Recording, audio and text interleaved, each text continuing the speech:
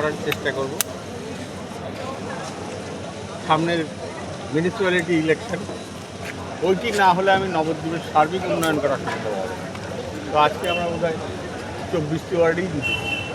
তো আগামী 1 বছর পরে 24টি ওয়ার্ড বিজেপির হবে এবং নবদ্বীপের সার্বিক উন্নতি আরম্ভ হবে।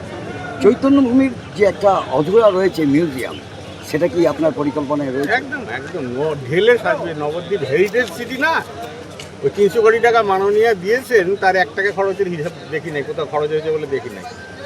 তো সেটা হবে না, প্রকৃত হেরিটেজ সিটি গড়ে উঠবে, যার মাধ্যমে এটা আন্তর্জাতিক স্তরে যেটা জায়গা আছেই সেটা আরও উন্নত করা, পরিকাঠামো গড়ে তোলা, হেরিটেজের বাইরের লক্ষ লক্ষ মানুষের আশার পরিকাঠামো গড়ে তোলা, এবং তার ফলে আমাদের নবদ্বীপেও বহু কর্মসংস্থান হবে।